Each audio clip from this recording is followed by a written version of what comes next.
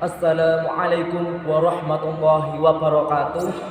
Sebelum saya mulai musyawarah hari ini, alangkah baiknya kita berdoa bersama-sama supaya yang saya sampaikan ini diridhoi oleh Allah dan semoga bermanfaat di dunia wal akhirah untuk kalian semua. Bismillahirrahmanirrahim. Nawaitu ta'alluma wa ta'lima wa tadzakkura wa tadhkira wa naf'a wal intifa'a wal ibadata wa hasala tamasuki bi kitabillahi wa sunnati rasulillahi sallallahu alaihi wasallam wa du'a 'alal huda wa dilala ta'ala al khair ibtigha wa jalla wa marqati wa qurbi wa sawi subhanahu wa ta'ala. Amin amin ya rabbal alamin. Yang saya hormati para alim ulama, para masyayikh dan para penonton yang sedang menonton saat ini. Dan tidak lupa Dewan Juri yang saya takzimi. Perkenalkan, nama saya Ahmad Ali dari Pondok Modern Arifah 2. Saya pada kesempatan yang insya Allah barokah ini akan mengupas secara tuntas 4 nadoman yang terdapat dalam kitab Aqidatul Awam yang dikarang oleh Sayyid Ahmad Al-Marzuki yang terdapat dalam bait ke-24 sampai ke-27. Bismillahirrahmanirrahim. Arba'atu min kutubin tafsiluha Tauratu Musa bil huda tanziluha Zaburu Dawuda wa Injilu ala Isa wa Furqanu ala khairil mala Wasubul khalili wal kalimi Fiha kalamul hakamin alimi Wa kullu ma'ata bihi rasuluh Wa kuhu taslimu wal qabulu. Shadaqallahul adzim.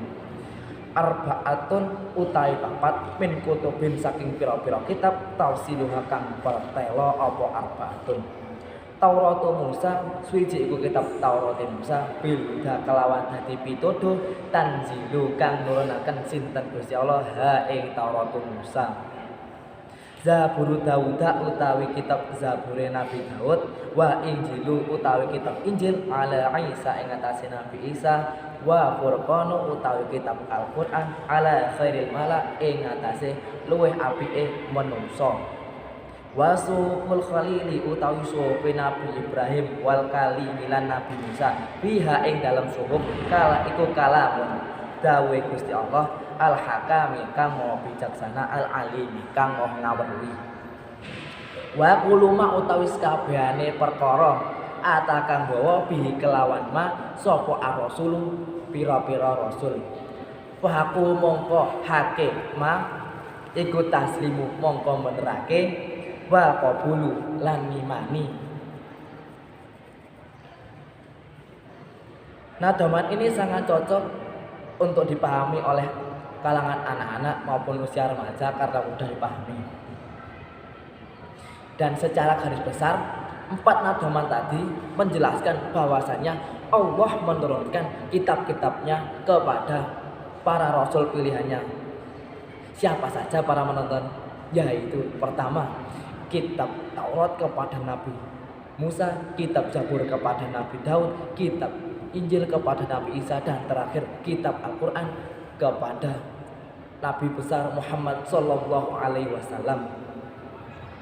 Kitab-kitab tersebut wajib kita imani, dan kita sebagai umat Islam, umatnya Nabi Muhammad Sallallahu Alaihi Wasallam, wajib mempelajari dan memahami kitab Al-Quran.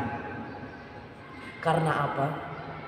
Karena semua permasalahan, semua pembahasan, semua inti permasalahan itu berada di dalam Al-Quran. Semua jawabannya sudah ada di dalam Al-Quran. Dan kitab-kitab tadi juga dijelaskan dalam Al-Quran. Surat An-Nisa ayat 136 yang berbunyi, Allah berfirman, Bismillahirrahmanirrahim. Ya ayyuhalladzina amanu aminullaha wa rasulihi wal kitabul ladzina anzala mir rusulihi wal kitabul ladzina anzala min qabl. Yang artinya,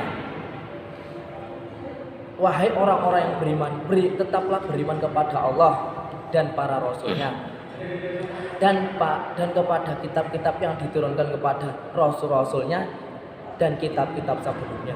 Al-Quran surat An-Nisa ayat 136. Ayat tersebut menjelaskan bahwasanya Allah menurunkan kitab-kitab kepada rasul-rasulnya, maka kita wajib mengimaninya sebagaimana yang dijelaskan di dalam ayat tersebut. Juga di nadman terakhir yang berbunyi wa kullu ma ata bi rasulu faqu taslimu wal qabulu. Semua yang dibawa oleh Rasul maka kita wajib membenarkan dan mengimaninya. Tidak hanya kitab-kitab itu saja para penonton, juga ada mushaf-mushaf atau lembaran-lembaran yang diberikan khusus untuk dua nabi, yaitu siapa saja?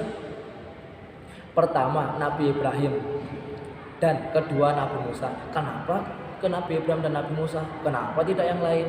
Karena yang dijuluki Al-Khalil hanya Nabi Ibrahim, yang artinya bapaknya para nabi.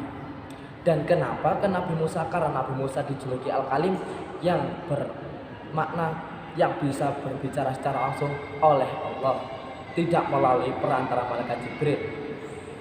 Beda dengan nabi-nabi yang lain. Mushaf itu apa? Mushaf itu yaitu kalamnya Allah atau firmannya Allah yang maha bijaksana lagi maha mengetahui. Dan dijelaskan di dalam Al-Quran surat Al-A'la ayat 18-19. Bismillahirrahmanirrahim. Inna hadza lafi suhufil ula suhufi Ibrahim wa Musa. Yang artinya sesungguhnya ini telah berada di dalam mushaf yang aku berikan kepada Nabi Ibrahim dan Nabi Musa. Al-Quran surat Al-A'la ayat 18-19. Dan sebagai milenial Islami, kita tentunya wajib mengimani, mempelajari, memahami tentang kitab-kitab Allah. Supaya apa para penonton? Karena supaya untuk tidak terbujuk oleh berita-berita hoax yang banyak pada zaman sekarang ini. Bahwasanya semua itu hanya berita hoax, yang benar hanya ada di kitab Al-Quran. Dan kenapa kitab Al-Quran sebagai pedoman untuk hidup di dunia dan di akhirat? Kenapa kita tidak menggunakan akal maupun ilmu pengetahuan? Karena akal manusia itu hanya sebatas, dan ilmu pengetahuan yang kita miliki itu hanya di perumpamaan setetes air di samudra yang luas. Itulah perumpamaan ilmu kita yang diberikan oleh Allah dengan ilmunya Allah. Maka semua yang berhubungan tentang ibadah, tentang peraturan-peraturan maupun yang berkemanusiaan, semuanya itu termuat di dalam Al-Quran. Semua hukum itu termuat di dalam Al-Quran. Jadi sebagai milenial Islami, kita tentunya wajib untuk mempelajarinya. Semoga yang saya sampaikan ini bermanfaat untuk kalian semua. Sebelum saya menutup musabaqah hari ini, alangkah baiknya kita berdoa supaya yang saya sampaikan ini bermanfaat di dunia wal akhirah. Bismillahirrahmanirrahim. Allahumma ilman nafi'a fid dunya wa dunya wal akhirah. Allahumma ilman nafi'a fid dunya wa dunya wal akhirah. Allahumma ilman nafi'a fid dunya wa dunya wal akhirah. Wa rizqan halalan thayyiban barakah wa amalan mutaqabbala amin amin ya rabbal alamin. Mungkin itu saja yang saya sampaikan. Jika ada salah kata, mohon maaf, karena semua manusia itu tidak ada yang sempurna. Ihdinas siratal mustaqim. Wassalamualaikum warahmatullahi wabarakatuh.